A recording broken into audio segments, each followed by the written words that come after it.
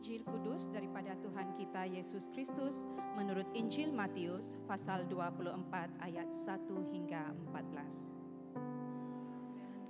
Tuhan Yesus. Ketika Yesus duduk di atas bukit Zaitun, datanglah murid-muridnya kepadanya untuk bercakap-cakap sendirian dengan dia. Kata mereka, "Katakanlah kepada kami, bila manakah itu akan terjadi, dan apakah tanda kedatanganmu dan tanda kesudahan dunia?" Jawab Yesus kepada mereka, "Waspadalah supaya jangan ada orang yang menyesatkan kamu. Sebab banyak orang akan datang dan dengan memakai namaku dan berkata, 'Akulah Mesias,' dan mereka akan menyesatkan banyak orang. Kamu akan mendengar deru perang atau kabar-kabar tentang perang. Namun berawas-awaslah, jangan kamu gelisah, sebab semuanya itu harus terjadi, tetapi itu belum kesudahannya. Sebab bangsa akan bangkit melawan bangsa, dan kerajaan melawan kerajaan. Akan ada kelaparan dan gempa bumi di berbagai tempat. Akan tetapi semuanya itu barulah permulaan penderitaan menjelang zaman baru. Pada waktu itu, kamu akan diserahkan supaya disiksa, dan kamu akan dibunuh dan akan dibenci semua bangsa oleh kerana namaku. Dan banyak orang akan murtad, dan mereka akan saling menyerahkan dan saling membenci. Banyak nabi palsu akan muncul dan menyesatkan banyak orang. Dan kerana makin bertambahnya kedurhakaan, maka kasih kebanyakan orang akan menjadi dingin.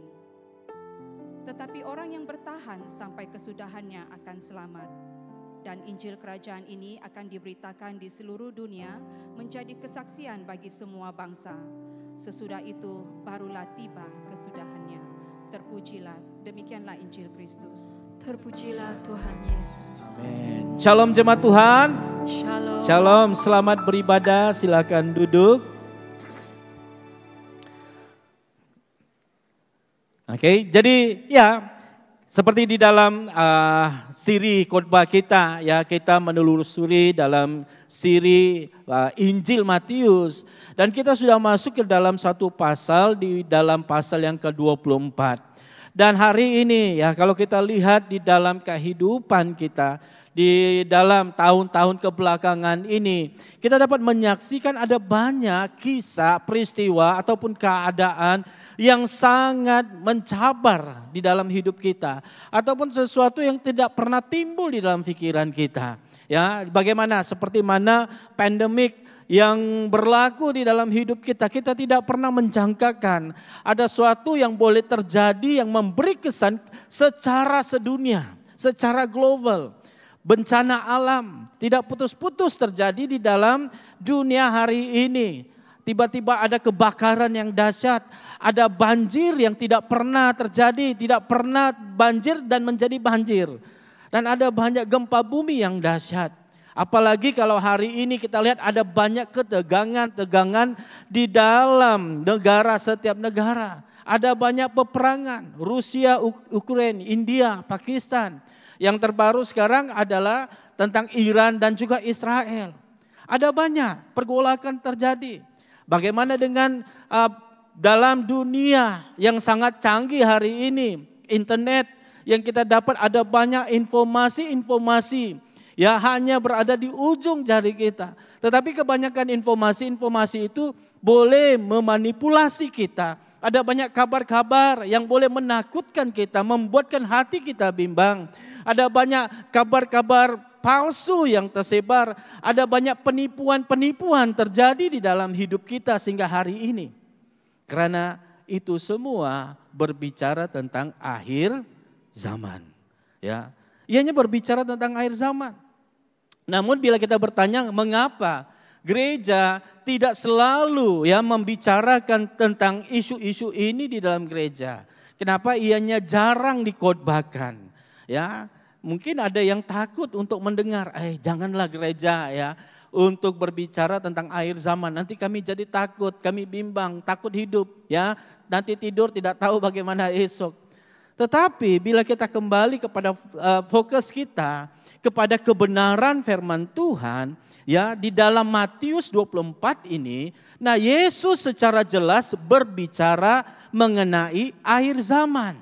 Ya, jadi untuk topik hari ini kita akan melihat bahwa tajuk yang diberikan kepada kita bersiap sedia di akhir zaman. Sama-sama katakan bersiap sedia di akhir zaman.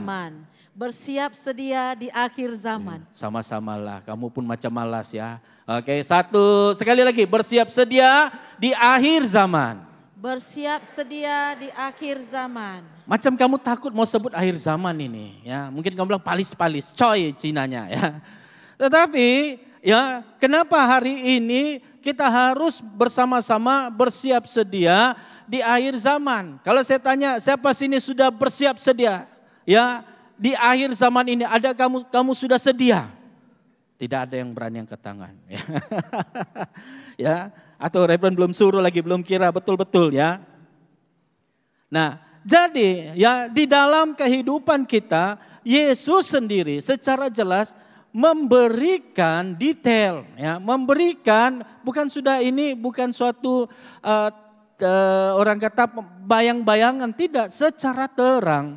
Di dalam Matius 24 ini, Yesus menekankan dan mengingatkan tentang akhir zaman.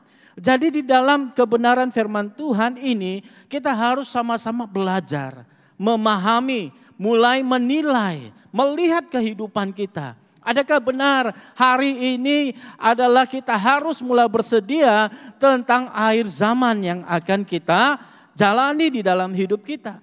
Oleh itu kita harus bersama-sama memahami bagaimana kita belajar untuk hidup di dalam Tuhan. Bagaimana kita harus memberi respon kepada Tuhan. Dan bagaimana kita meletakkan fokus kita yang seterusnya kepada Tuhan. Jadi kalau kita lihat ya, di dalam pasal 24 ini, di awal pasal 24 ini, ketika ya, kalau kita lihat ketika Yesus dan murid-muridnya keluar daripada bait Allah, bait suci Tuhan. Waktu mereka keluar, kemudian murid-murid Yesus melihat, dia menunjuk kepada bait suci Allah. Dia kata, ya, dilihat, wah, mereka sangat kagum ya tentang bait suci Allah yang berdiri megah masa itu. Kemudian ada suatu kenyataan yang membuatkan hati para murid masa itu terpaut kepada Yesus. Timbul 1000 pertanyaan di dalam pikiran mereka. Nah, karena bait suci, ya kita harus melihat dulu bait suci Allah.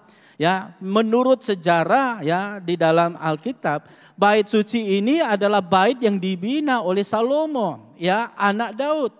Tetapi ya di dalam perjalanannya ianya dimusnahkan oleh orang Babylon. Dimusnahkan ya karena ketika Yerusalem diserang dan ianya ditawan, ya. Jadi bait suci ini dimusnahkan.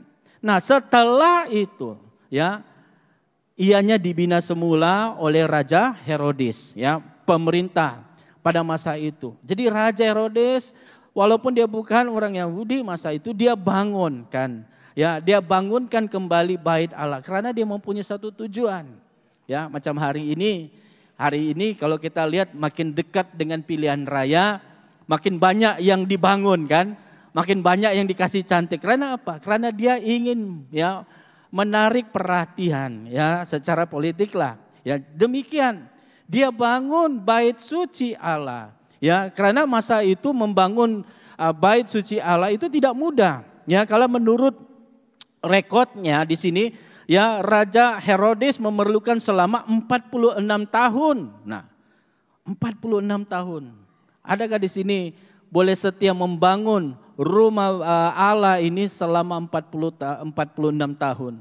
Ya, gereja Semenggaris kita bangun lebih kurang 7 tahun begitu. Wah, tidak mudah. Bishop sendiri katakan, wah ini suatu perjalanan yang panjang dan sangat mencabar. Dan pada ketika itu Raja Herodes memerlukan 46 tahun dan lebih kurang 10.000 orang pekerja untuk membangun bait Allah ini. Kalau kita lihat detailnya lagi, ya ukuran setiap bongkah binaan ini, ya panjangnya adalah 13,5 meter, ya sepanjang kontena kargo. Pernah lihat kontena? Demikian bongkar batunya, ya. Tingginya 3,3 meter. Ya, anggaran berat adalah 400 ton. Bila saya selidiki apa yang boleh digambarkan 400 ton ini, ya, untuk setiap bongkar batu yang disusun. Nah, saya dapati dia kata ada 2 kapal Boeing 747, 2 kapal sama berat, lebih dekat dengan 400 ton. Ya, kalau kita mau lebih lihat lebih mudah, kalau kamu ada kereta, ada 133 kereta disusun, beratnya ditimbang sama beratnya dengan bongkar bait suci Allah. Ianya adalah suatu bait Allah yang megah, yang kukuh berdiri. Nah, ketika dikatakan demikian, ya, bait suci Allah pada masa itu ianya merupakan juga salah satu keajaiban dunia. Karena sesuatu yang luar biasa dibangun, ya, begitu megah, begitu indah pada masa itu. Ya, karena bait suci ini melambangkan tentang kehadiran Tuhan, di mana umat Allah datang menyembah Tuhan, membawakan korban persembahan di dalam bait Allah. Ianya menjadi suatu kebanggaan bagi orang-orang Israel, orang-orang Yahudi pada masa itu. Nah, tetapi bila kita lihat baik-baik, ya, lihat baik-baik di dalam ayat yang pertama, yang kedua, ketika Yesus meninggalkan bait suci dan sedang berjalan bersama murid-muridnya, ya, dan murid-muridnya menunjukkan bangunan-bangunan bait Allah itu kepada Yesus, dan Yesus memberi respon. Apa respon Yesus? Yesus berkata, tidak satu batu pun di sini akan dibiarkan terletak di atas batu yang lain, semuanya akan runtuh. Suatu bait Allah yang megah berdiri, beratnya luar biasa, kukuh. Tetapi Yesus berkata, tidak ada satu batu pun akan dibiarkan terletak di atas satu batu yang lain. Ya, jadi bila Yesus berkata demikian, murid-muridnya seakan-akan tidak percaya, tidak mungkin. Ini suatu yang luar biasa. Mana mungkin? Oleh itu waktu mereka duduk bersama Yesus, mereka bertanya. Mereka bertanya di dalam pasal yang ketiga, di ayat yang ketiga. Mereka bertanya, bilakah itu akan terjadi? Bilakah, maksud mereka, bilakah bait suci Allah ini akan dimusnahkan? Kemudian mereka bertanya, apakah tanda-tanda kedatanganmu dan tanda kesudahan dunia? Mereka bertanya. Mereka kata kalau bait Allah sudah dimusnahkan, berarti sudah akan terjadinya kesudahan dunia ini. Nah, jadi ketika ya mereka bertanya, karena mereka ingin tahu, ya, Yesus ya dengan penuh belas kasihan, penuh perhatian, dia menjelaskan kepada murid-murid Yesus yang ada pada masa itu. Kita lihat ya bagaimana kita sudah belajar di dalam siri Matius ini, Injil Matius ini, bagaimana mereka mengelu-elukan, menyambut Yesus kan masuk. Tetapi pada akhirnya mereka menolak Yesus dan menyalibkan Yesus.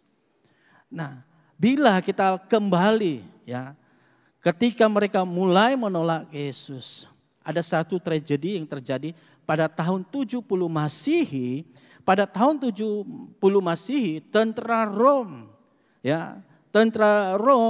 menyerang Yerusalem dan mereka membakar habis apa? Bait suci Allah.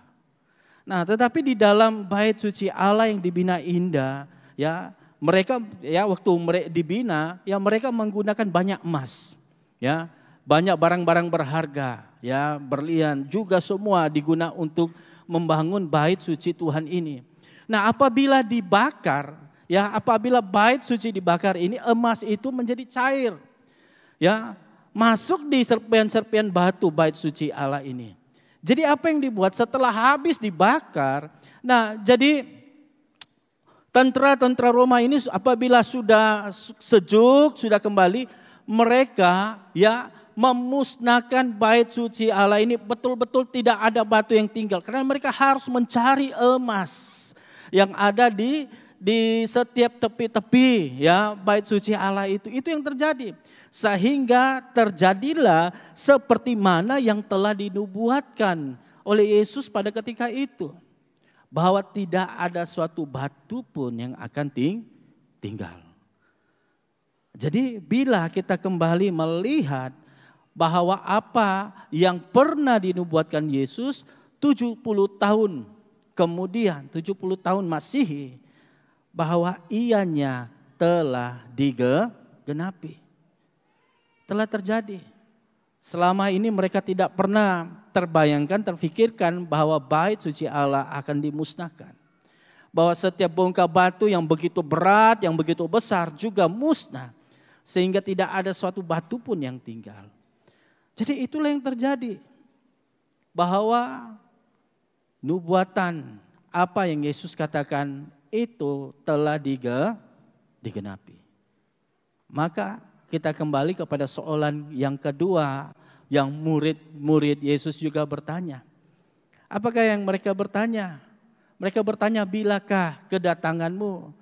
Dan mereka bertanya, bilakah kesudahan dunia? Saya yakin kita semua juga mau tahu.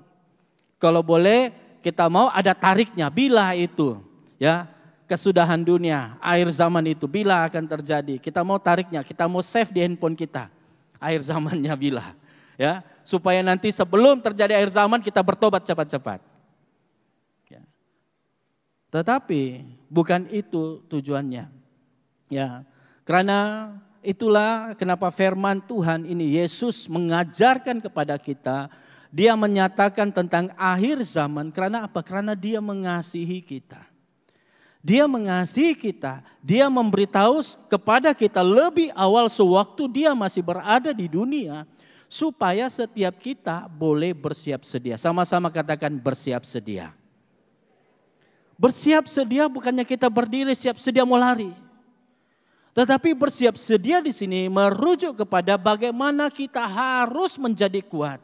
Bagaimana kita harus boleh bertahan ketika akhir zaman sedang terjadi di dalam hidup kita. Oleh itu kita didorong atau kita diingatkan untuk poin yang pertama, firman Tuhan ini berkata kita harus berdiri teguh di dalam kebenaran. Karena yang pasti seperti mana firman Tuhan berkata bahwa akhir zaman pasti akan terjadi. Nubuatan pertama sudah digenapi.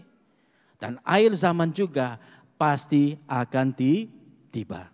Kalau kita lihat di dalam pembacaan firman Tuhan di ayat yang ketiga hingga yang keempat, ya, ketika Yesus duduk di atas bukit Zaitun, datanglah murid-muridnya kepadanya untuk bercakap-cakap sendirian dengan dia. Kata mereka, katakanlah kepada kami, bila manakah itu akan terjadi dan apakah tanda kedatanganmu dan tanda kesudahan dunia? Jawab Yesus kepada mereka, waspadalah supaya jangan ada orang yang menyesatkanmu. Firman Tuhan berkata, ya, Yesus berkata, waspadalah, berjaga-jagalah, bersiap sedialah supaya jangan ada orang yang menyesatkanmu. Nah, jadi ini kita tahu bahwa kita tidak terlepas akan ada banyak ya orang yang akan coba menyesatkan kita. Akan ada banyak orang coba memperdayakan kita. Ada orang yang akan coba menipu kita. Karena itu jelas firman Tuhan berkata, waspadalah supaya jangan ada orang menyesatkan kamu. Kalau kita tidak mempunyai pendirian yang teguh, kita tidak mempunyai pengenalan yang benar akan Tuhan, sangat mudah kita diperdaya, kita disesatkan. Jadi hari ini kita harus belajar supaya kita tidak leka. Ya, kita harus berjaga-jaga, berpegang teguh kepada kebenaran firman Tuhan. Jadi waktu Yesus memberikan ya tanda-tanda akhir zaman, Yesus tidak berbicara langsung tentang peperangan, ya, ataupun sakit penyakit wabah, tetapi dia berbicara tentang penyesatan. Karena ini pasti terjadi. Dengan keadaan media massa yang sekarang ini. Media massa, internet yang kita ada. Pengajaran mudah masuk tanpa pengenalan akan Tuhan yang benar. Kita dengar sikit pendeta ini, kita langsung sudah mau berdebat sudah. Kita mau sudah bertarung sudah. Ya. Tetapi adakah kita benar-benar mempunyai pendirian yang benar akan kebenaran firman Tuhan? Adakah kita kembali waktu kita mendengar sesuatu yang baru, yang mungkin kita rasa ini betul atau tidak? Ini macam sesuatu yang baru saya belajar. Adakah kita langsung buka Alkitab kita? Kita cari betulkah firman Tuhan ini? Ya, selalunya tidak. Apa yang dicakap, apa yang didengar, kita terima. Tetapi firman Tuhan mengatakan kita harus berjaga-jaga karena akan ada pengajaran sesat yang menyesatkan kita. Ada banyak Mesias palsu ataupun nabi-nabi palsu yang akan menyesatkan setiap kita. Mereka boleh menyebut nama mereka Yesus. Mereka boleh menyebut nama mereka Mesias. Mereka boleh menggunakan nama nabi atas nama mereka. Tetapi kita harus berjaga-jaga. Firman Tuhan, kita lihat dulu kebenaran firman Tuhan. Di dalam ayat yang kelima. Sebab banyak orang akan datang dengan memakai namaku dan berkata, akulah Mesias. Dan mereka akan menyesatkan banyak orang. Oke, ayat 11 saya skip. Tetapi ayat 23 hingga ayat 24 berkata, pada waktu itu jika orang berkata kepada kamu, lihat Mesias ada di sini atau Mesias ada di sana, jangan kamu percaya. Sebab Mesias-Mesias palsu dan nabi-nabi palsu akan muncul dan mereka akan mengadakan tanda-tanda yang dahsyat dan mujizat-mujizat sehingga sekiranya mungkin mereka akan menyesatkan orang-orang pilihan juga. Ini seram. Ya. Maksudnya nabi palsu ini bukan main-main. Mereka juga boleh melakukan mujizat-mujizat yang dahsyat. Kita harus hati-hati juga. Bila seseorang boleh melakukan mujizat, jangan kita sembah dia. Kita harus kembali kepada Tuhan yang menciptakan. Jadi kita harus berhati-hati.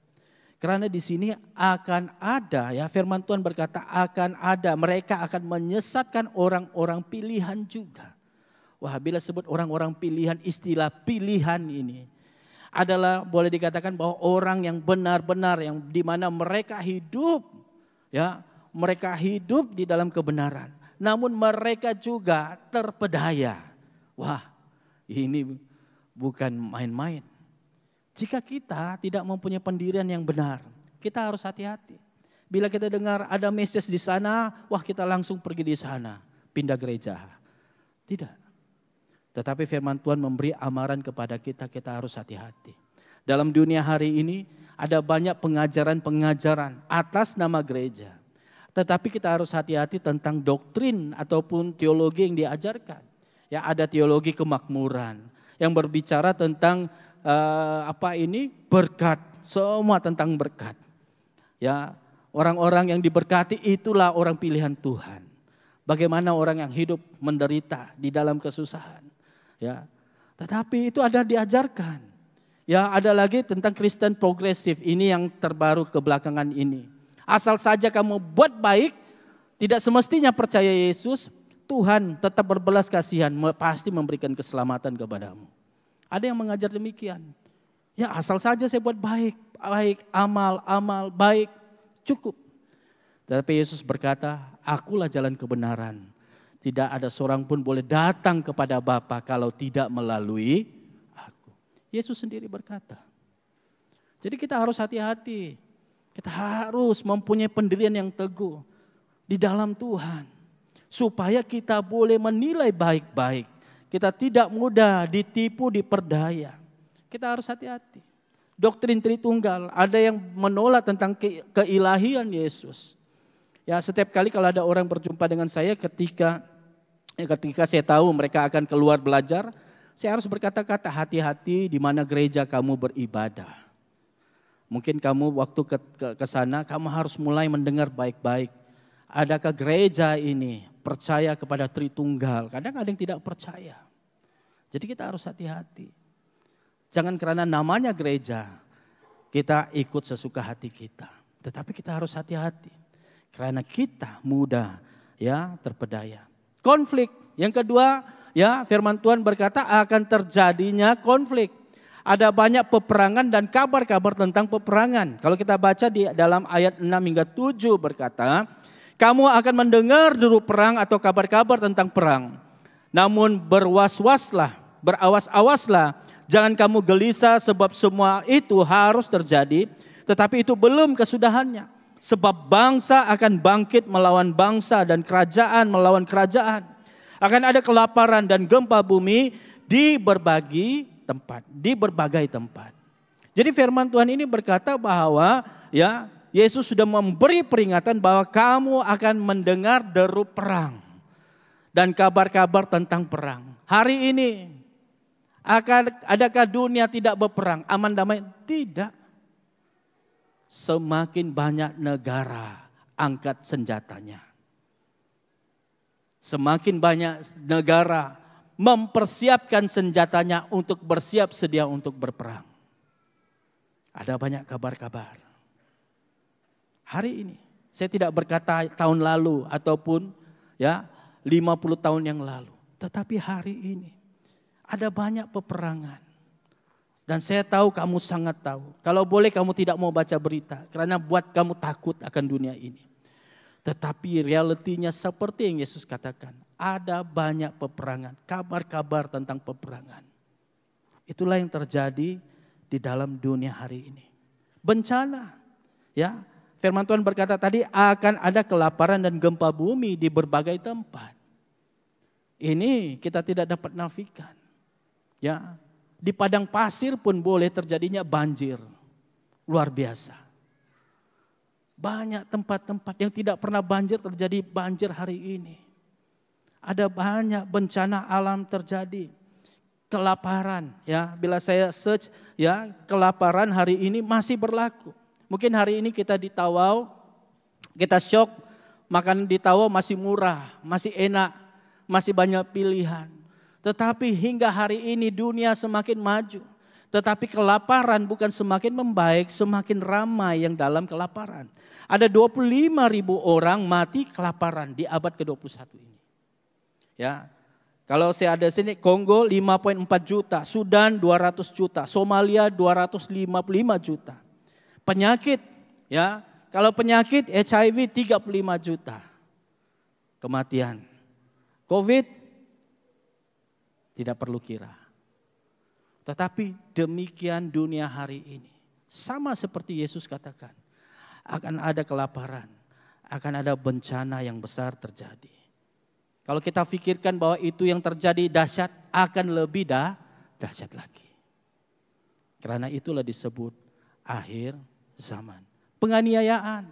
Akan terjadi penganiayaan. Ayat 9 berkata, pada waktu itu kamu akan diserahkan supaya disiksa. Dan kamu akan dibunuh dan dibenci semua orang oleh kerana namaku. Yesus berkata kamu akan dibunuh. Murid-murid Yesus habis dibunuh. Karena apa? Karena nama Yesus.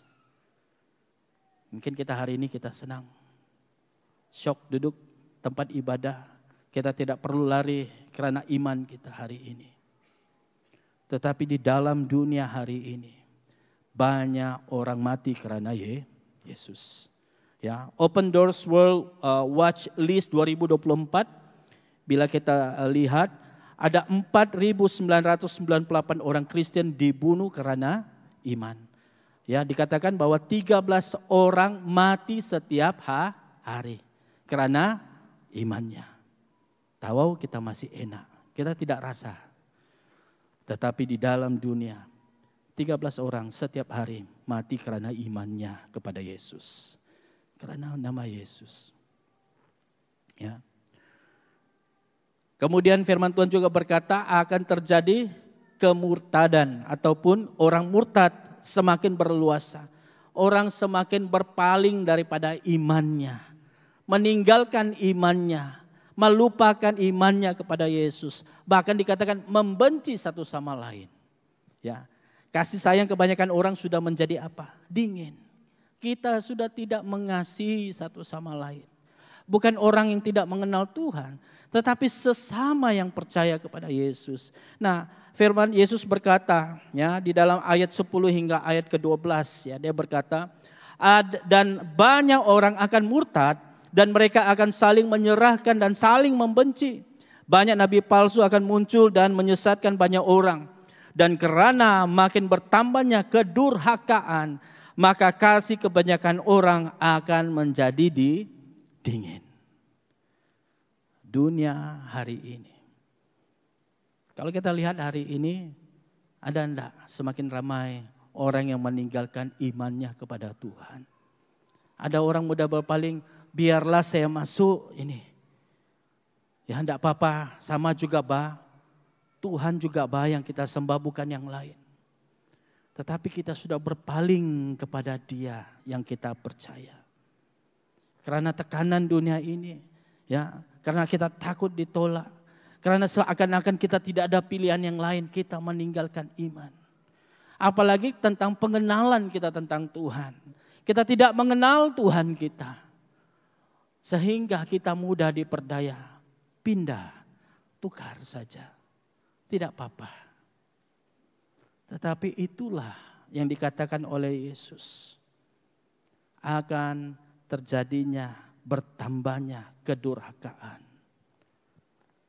Kita semakin durhaka kepada Bapa kita. Kita sebagai anak durhaka kepada Bapa. Kenapa? Kita tidak mengasihi Tuhan kita dengan segenap hati kita. Kenapa saya katakan demikian? Saya tersentuh secara pribadi ketika doa persiapan hati. Saya tersentuh.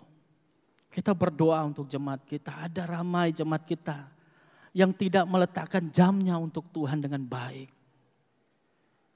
Tidak melihat baik-baik kesetiaan kita. Bila firman disampaikan, kita menutup telinga kita, tidak mau dengar. Seperti orang tua yang membebel kepada anak, kita tutup telinga, tidak mau dengar. Kita buat kerja, kita bising. Hilang rasa hormat, tidak hormat sama Tuhan. Teknologi hari ini dengan mudah, layan, chat, layan, balas, masa ibadah. Sikap kita, adakah ini berbicara tentang akhir zaman? Ketika kami berada di Semenggaris, ya Semenggaris, ketika kami berada di sana, ya memang saya tidak lihat ada handphone yang selalu ya jemaat di sana. Ya, bukan karena keadaan ya internet tidak ada di sana. Dan saya rasakan ini lebih baik. Kenapa? Karena tidak ada yang mengganggu fokus kita untuk Tuhan. Tetapi dengan kemajuan hari ini, mudah sekali si iblis masuk ke dalam gereja. Menggoda kita, memperdayakan kita, menipu kita, mengajar kita tidak menghormati Tuhan. Ya, itu yang terjadi. Saya rasa demikian. Adakah kita sudah terpedaya? Bila firman Tuhan disampaikan, ya, ada juga yang berkhotbah sama-sama. Kita tutup telinga kita untuk Tuhan. Kita harus belajar. Untuk apa saya datang di hadapan Tuhan? Adakah saya mau datang menyembah Tuhan? Adakah saya datang untuk memuliakan Tuhan?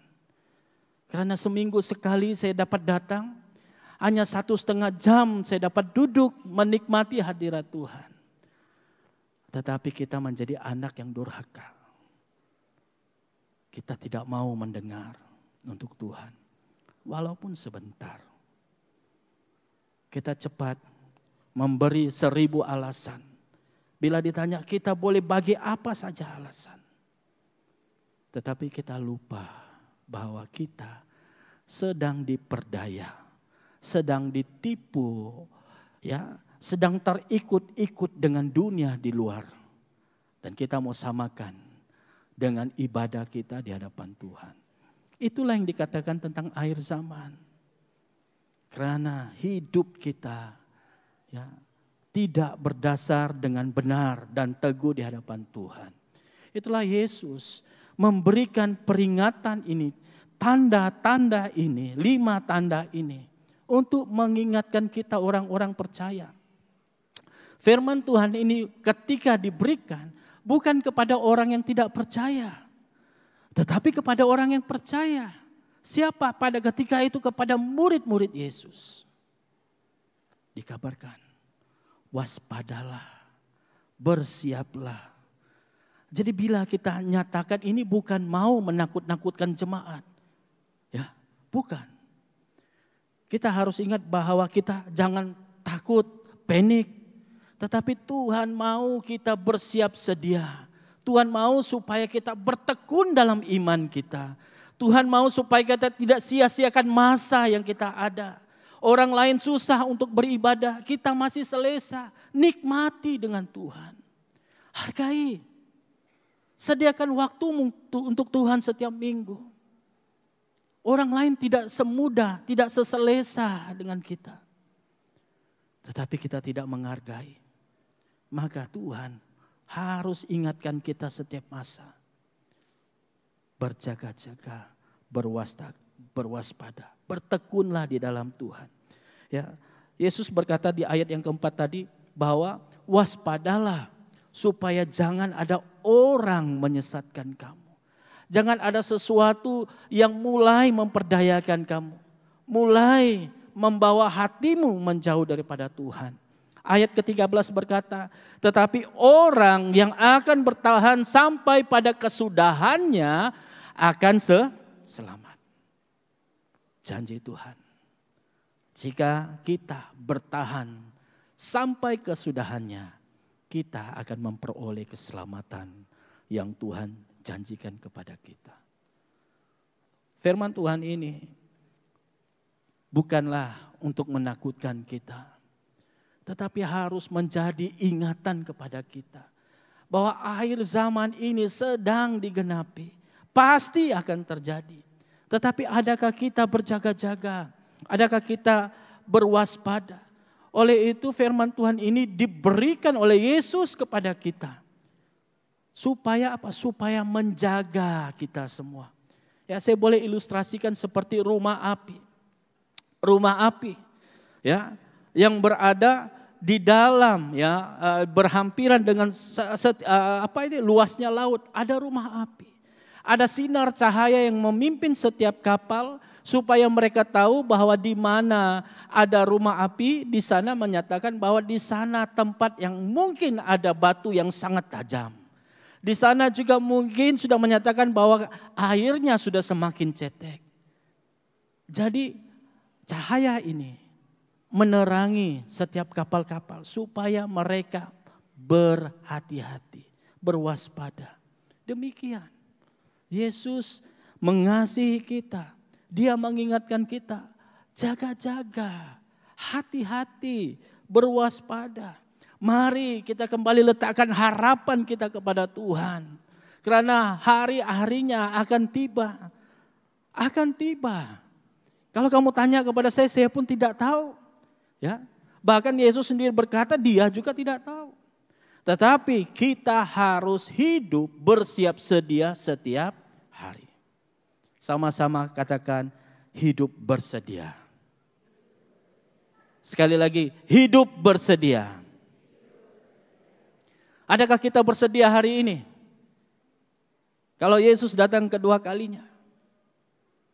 Adakah kita sudah meninggalkan dosa kita yang lama, hidup di dalam kebenaran, menjadi seorang Kristen yang percaya sungguh kepada Yesus, taat kepada Dia?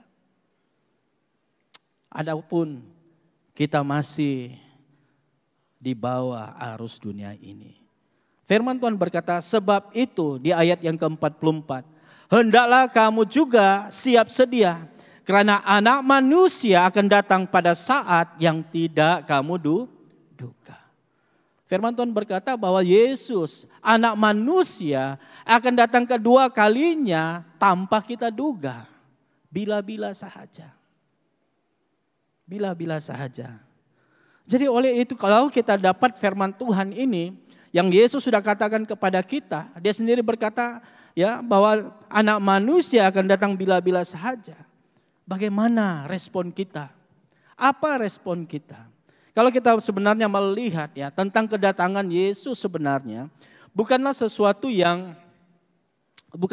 yang baru ya, tetapi di dalam perjanjian baru satu daripada setiap 25 ayat di dalam perjanjian baru sebenarnya menyebut tentang kedatangan Yesus yang kedua kali. Kalau kita lihat daripada 27 kitab perjanjian baru, 25 kitab di dalam perjanjian baru ini sebenarnya menyebut tentang kedatangan Yesus semula. Ya. Setiap kali satu nubuatan tentang kelahiran Yesus, ada 8 nubuatan tentang tentang kedatangan Yesus yang kedua kali. Di dalam perjanjian baru juga menyatakan 50 kali dinyatakan bersedialah. 50 kali. Berarti amaran selalu diberikan, diingatkan bahwa Yesus akan datang kedua kali. Yesus pasti akan datang. Kalau dia sudah datang pertama kali lahir di dunia untuk kita semua, dia juga sudah berkata bahwa dia akan datang untuk kedua kalinya. Nah oleh itu Yesus ketika pengajaran firman Tuhan di dalam Matius 24 ini, Yesus juga memberikan beberapa ilustrasi. Ya supaya kita harus bersiap sedia setiap hari. Bukan waktu Yesus mau datang baru kita bersiap sedia. Tetapi setiap hari. Nah di dalam ayat 32 hingga ayat 33. Ya ini mengajar supaya kita mengenal musim bila tanda-tandanya sudah tiba. Nah ianya memberikan ilustrasi tentang pohon ara. Ya dalam ayat ke-32 berkata, tariklah pelajaran dari perumpamaan tentang pohon ara. Apabila ranting-rantingnya melembut dan mulai bertunas, kamu tahu bahwa musim panas sudah dekat. Demikian juga jika kamu melihat semuanya itu, ketahuilah bahwa waktunya sudah dekat, sudah di ambang pintu. Seperti gambar rajanya, ada gambar rajanya? Ya seperti ini ya. Bila sudah lihat pohon ara dan tumbuh sudah tunas, bahwa di sana sudah waktunya dekat musim panas. Ya. Jadi Yesus memberi perumpamaan bahwa kamu akan melihat tanda-tanda bila musim itu berubah.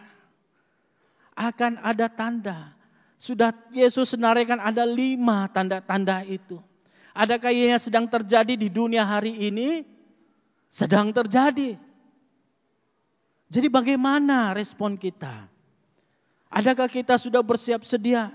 Ya. Karena kita tahu bahwa Yesus sudah semakin dekat. Jadi kita harus bersiap sedia. Kemudian di dalam ayat yang ke-34 ya tentang kejatuhan Yerusalem ya. Karena di sana dikatakan aku berkata kepadamu sesungguhnya angkatan ini tidak akan berlalu sebelum semuanya ini terjadi. Yesus sendiri berkata, ya, bahwa setiap nubuatannya ini akan terjadi. Ya, seperti mana murid-murid Yesus ketika dikatakan tentang bait suci Allah, mereka sempat menyaksikan rumah Allah, bait suci Tuhan dibongkar. Adakah mereka menjadi semakin ragu? Tidak. Mereka semakin giat bahwa tahu bahwa itu digenapi pada waktu mereka melihatnya. Demikian dengan kita. Kita sudah melihat ada banyak tanda-tanda. Tetapi adakah kita cukup bersedia akan kedatangannya? Nah di dalam ayat yang ke-36 juga ya berkata di sana, tetapi tentang hari dan saat itu tidak seorang pun yang tahu. Malaikat-malaikat di sorga tidak dan anak pun tidak, hanya Bapa sendiri. Kedatangannya juga tidak diketahui, tidak ada seorang pun yang tahu. Sedangkan yang paling dekat di sana malaikat pun yang ada di surga pun tidak. Ya. Apalagi anak yaitu Yesus sendiri. Yesus sendiri pun dia tidak tahu. Mungkin dia bilang, wah mana mungkin dia Tuhan, kenapa dia tidak tahu? Karena Yesus memilih untuk tidak mengetahui, dia tidak mau tahu. Karena itu adalah kehendak istimewa Bapa. Dia hanya datang menurut perintah yang diberikan kepadanya. Ya. Jadi bagi kita hari ini ya, tidak ada banyak nabi-nabi ya ataupun yang menggelar mereka Mesias palsu. Mereka banyak memberikan tanda-tanda, ada banyak kan. Kalau yang dulu berapa tahun yang lalu, ada banyak yang katakan wah sekian begini akan terjadinya akhir zaman. Begini tanggal begini ya, tahun begini Y2K segala macam kan. Tetapi tidak ada seorang yang tahu, hanya Bapa. Jadi bila kita tidak tahu apa tugas kita, kita harus berjaga-jaga, bersiap sedia setiap hari. Maka Yesus di dalam pengajarannya di dalam Injil Matius 24 ini, pasal 24 ini, Yesus mengingatkan kembali bahwa jangan kita seperti mana zaman Nuh. Apa maksudnya zaman Nuh? Nah kita baca ya ayat yang ke-37 hingga ayat yang ke-39. Ya kita baca sama-sama. Mari kita baca sama-sama. Mungkin ada yang tidur sudah. Ya kita baca satu ayat yang ke-37 ada? Ya. 1, 2, 3. Yesus berkata, sebab sebagaimana halnya pada zaman Nuh, demikian pula hanya kelak pada kedatangan Anak Manusia. Sebab sebagaimana mereka pada zaman sebelum air bah itu, makan dan minum, kawin dan mengawinkan, sampai kepada hari Nuh masuk ke dalam bahtera, dan mereka tidak tahu akan sesuatu sebelum air bah itu datang dan melenyapkan mereka semua. Demikian pula halnya kelak pada kedatangan Anak Manusia. Yesus mengingatkan lagi, jangan kita mengulangi kesalahan masa zaman Nuh. Karena mereka melihat Nuh sedang bina kapal. Apa yang mereka buat? Mereka endakan. Mereka pedulikan, ini orang gila. Tidak mungkin air boleh sampai di atas bukit ini tidak betul. Mereka endakan, mereka makan, pesta, semua syok-syok. Sehingga terlambat. Mereka tidak dapat masuk ke dalam bahtera. Demikian firman Tuhan berkata, kelak kedatangan Anak Manusia. Ianya juga akan terjadi. Banyak orang mendengar tentang Yesus. Banyak orang yang berkata saya percaya kepada Yesus. Tetapi mereka tidak bersiap sedia. Itulah yang terjadi. Itulah yang terjadi. Ya, di sini bukannya kita ya firman Tuhan menentang tentang soal makan minum. Jadi kita tidak boleh makan dan minum. Ya kita tidak boleh mau ada perayaan ya apa-apapun. Tetapi di sini firman Tuhan mengingatkan kita jangan sehingga kita lalai. Jangan sehingga kita hidup untuk diri kita sendiri, kesenangan kita, keinginan kita. Kita melupakan tentang amaran, tanda yang Tuhan sudah berikan kepada kita. Karena ya kita akan terlepas ketika kedatangannya. Jadi itu kita harus bersama-sama mempersiapkan diri kita. Yesus tidak menyatakan bila dia akan datang, dia tidak akan memberikan tarik kepada kita. Tetapi marilah kita mempersiapkan diri kita. Marilah kita datang dengan sikap yang benar di hadapan Tuhan. Seperti mana Yesus sendiri. Dia tunduk kepada Bapa, seperti anak tunduk kepada bapaknya. Dia tidak menuntut untuk mau tahu, tetapi dia hanya taat bila waktunya tiba, dia akan datang. Dan bila waktunya tiba, ada kita anak-anaknya bersiap sedia menantikan kedatangannya. Jadi kita harus bersiap sedia setiap hari, bukan suatu hari nanti. Kita harus bersiap sedia setiap hari, bukan suatu hari nantilah. Tunggulah nanti ya, baru saya mau bersiap sedia. Tidak, hari ini. Sama ada kita sudah semakin tua berusia, atau hari ini kita masih muda. Tetapi kita harus bersiap sedia. Karena waktunya akan tiba, pasti akan tiba. Dia akan datang kembali bagi kita semua. Ya, firman Tuhan berkata di ayat yang ke-44, sebab itu hendaklah kamu juga siap sedia.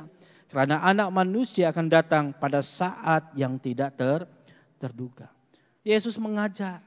Dia katakan ya, kedatangan Yesus ini kedua kalinya adalah seperti pencuri. Siapa sini tahu bila pencuri datang ke rumahnya? Mana ada yang tahu kan? Kalau kita tahu pencuri datang di rumah kita, apa kita buat? Pasti kita sediakan segala macam. Mungkin kita sembunyikan polis di dalam almari. Kalau kita tahu. Malangnya kita tidak tahu bila pencuri datang ke rumah kita. Demikian Yesus sendiri berkata ya di dalam ayat yang ke-43. Yesus tahu akan dunia ini. Ya, seperti dia kata seperti kita tuan rumah pada waktu mana pada malam hari pencuri akan datang. Sudah pasti kita akan berjaga. Kalau kita tahu pencuri akan datang, kita akan berjaga-jaga, bersiap sedia mau tangkap pencuri. Sambut itu pencuri. Ya, jadi itulah tuan rumah yang baik. Bila kita senantiasa berjaga-jaga, tuan rumah ya dikatakan di sini bahwa kitalah menjadi orang yang bijaksana. Di mana kita mendengar amaran-amaran yang diberikan sehingga kita berjaga-jaga, bersiap sedia, ya membangun apa yang penting, apa yang perlu untuk hidup kita. Karena kita tidak mau sehingga rumah kita dibongkar.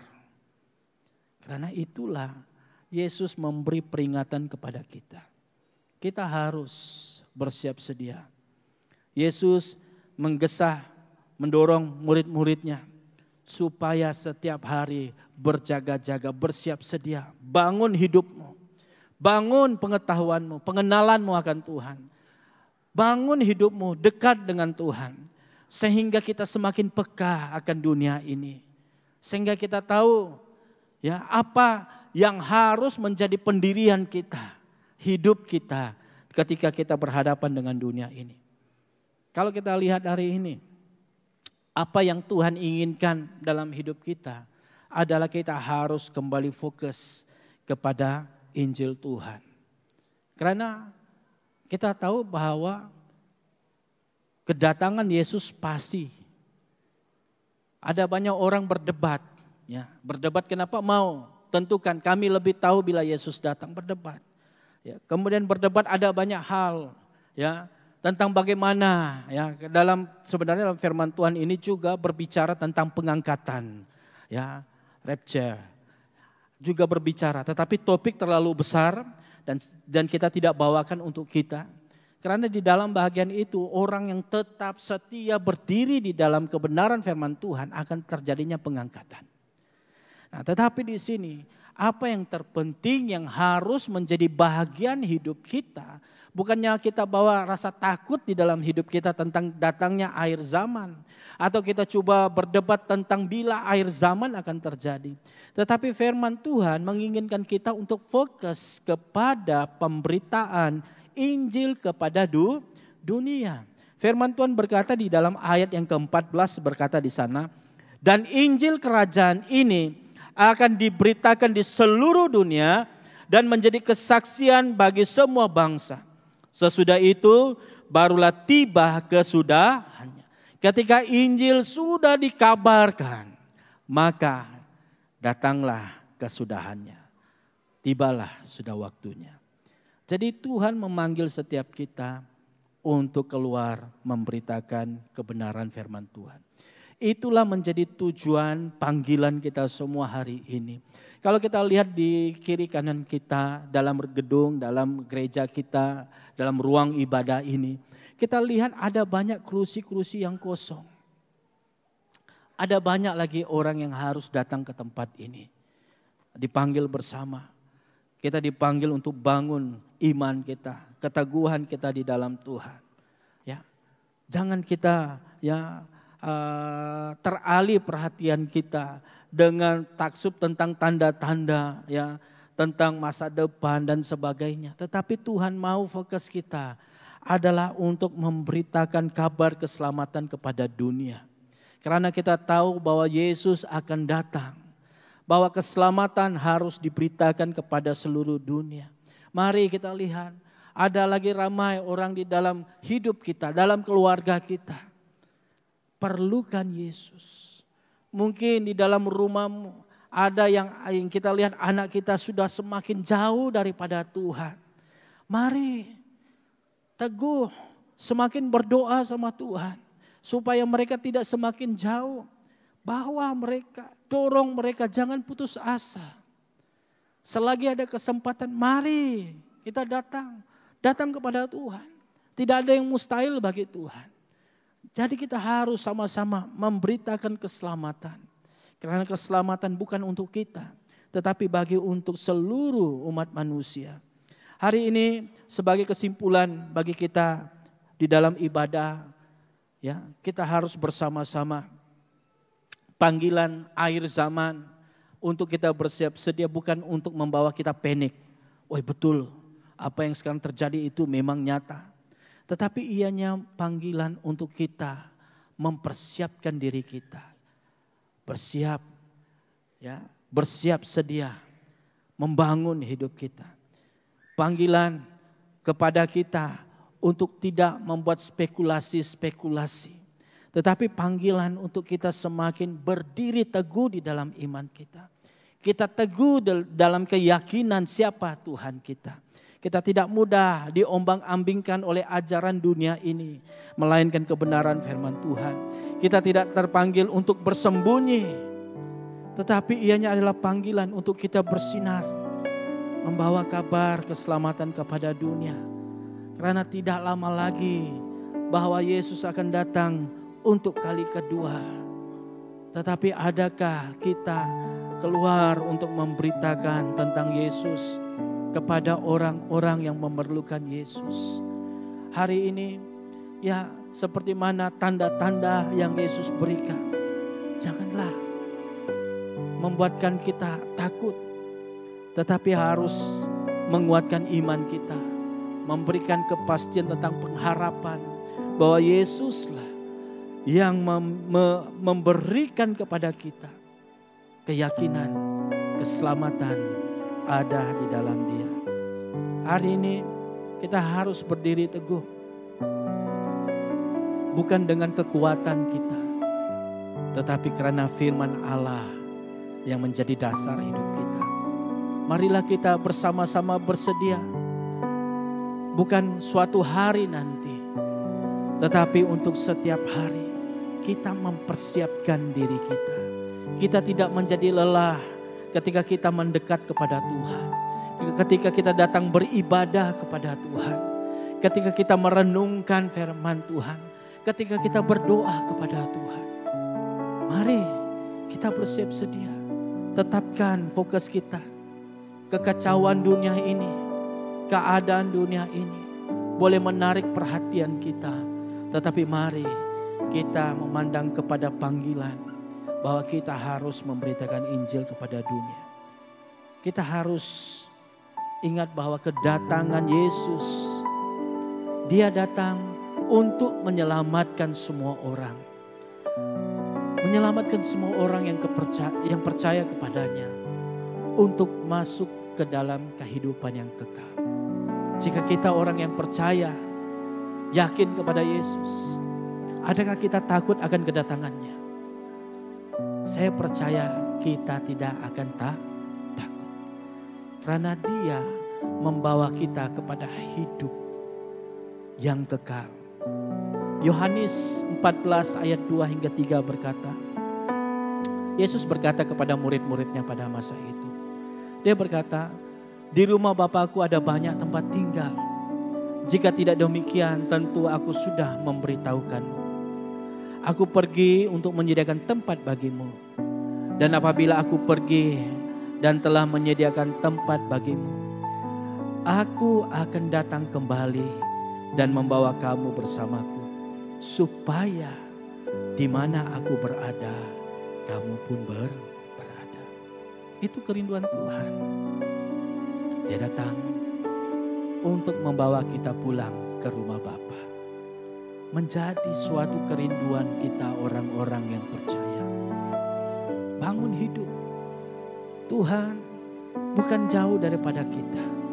Dia menyediakan tempat yang terbaik untuk kita. Masalahnya, adakah kita benar-benar setia dan berdiri teguh menantikan kedatangannya? Mari kita berdiri bersama-sama.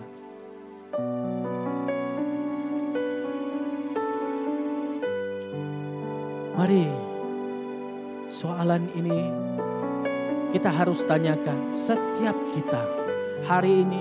Setiap orang yang ada, yang mendengar firman Tuhan ini, soalan yang harus kita tanyakan, adakah kita bersedia? Adakah kita benar-benar bersedia? Atau kita sedang mempersiapkan diri kita? Karena Dia akan datang kembali menjemput kita semua. Kalau kita sudah di bawah arus dunia ini, kita lupa siapa kita di hadapan Tuhan. Firman Tuhan ini mengingatkan kita, adakah kita sedang ditipu, diperdaya oleh si iblis, mencuri perhatianmu daripada Tuhan, mencuri rasa hormatmu di hadapan Tuhan, sehingga kita lalai, sehingga kita menutup telinga kita. Tetapi hari ini anugerah Tuhan, Tuhan begitu mengasihi kita. Dia mau supaya setiap kita masuk ke dalam hidup yang kekal, di mana Dia sediakan tempat bagi kita. Oleh itu, mari dengan sikap doa kita datang di hadapan Tuhan. Kita datang di hadapan Tuhan. Kita datang ke hadapan Tuhan. Katakan kepada Tuhan, Tuhan, ampuni saya jika saya lalai, jika saya terpedaya, jika saya lupa bahwa hari-hari ini semakin jahat, bahwa hari-hari ini ada banyak tanda-tanda akan akhir zaman yang akan terjadi. Sehingga Tuhan, saya mulai digoda, ditipu, diperdaya, dibawa arus dunia ini, sehingga saya tidak merasakan hidup saya nyaman, hidup saya baik, keadaan saya tenang, sehingga saya tidak dapat berdiri teguh di dalam iman saya, sehingga saya tidak benar-benar setia tentang untuk hidup bersedia di hadapan Engkau Tuhan. Bapa, ampuni kami, ajari kami, bawa sikap hati kami, supaya kami benar-benar percaya kepada Engkau. Kami bersiap sedia bukan esok, bukan hari depan, minggu depan, tetapi setiap hari kami perlu bersiap sedia. Karena kami tidak tahu bila akan kedatangan-Mu, tetapi kami pasti bahwa Engkau akan datang bagi setiap kami.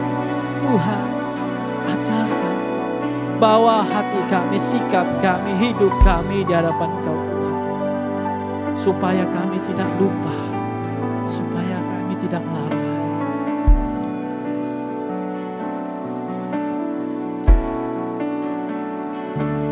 Yesus kebenaran. Mari kita nyanyikan lagu ini sebagai doa. Hanya Kaulah Tuhan satu-satunya kebenaran bagi setiap. Kau memberikanku hidup dan pengharapan.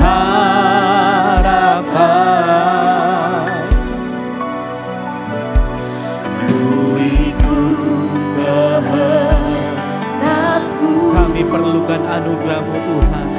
Ku perlu anugerah-Mu.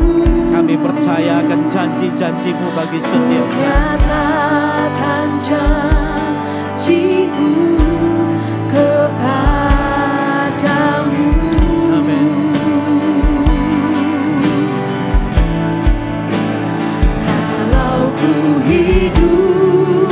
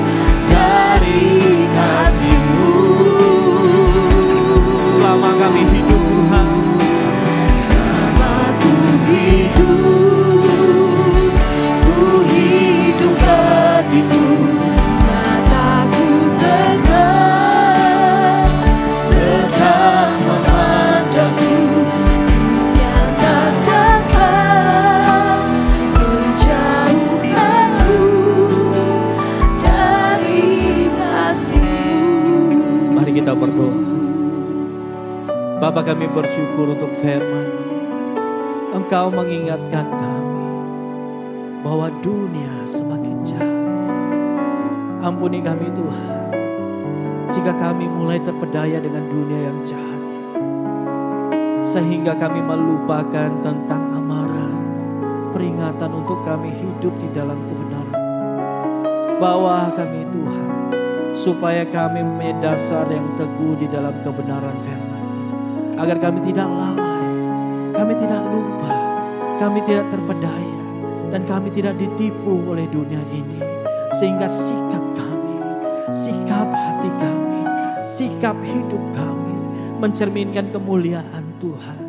Bapa, kami berdoa,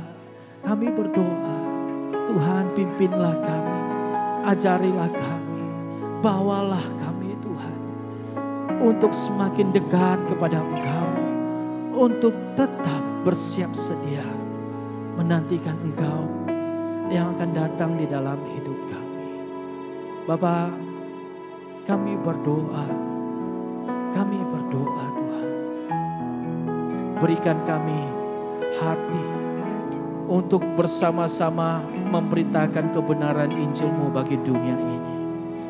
Ada ramai yang jauh daripada Engkau Tuhan, taruhkan di dalam hati kami, supaya kasih Tuhan semakin besar, semakin nyata, sehingga kami dapat bawa orang datang mendekat kepada Engkau. Terima kasih Tuhan, terima kasih Tuhan. Ini doa kami, ini syukur kami. Kami berdoa hanya di dalam nama Tuhan Yesus yang percaya, katakan amin.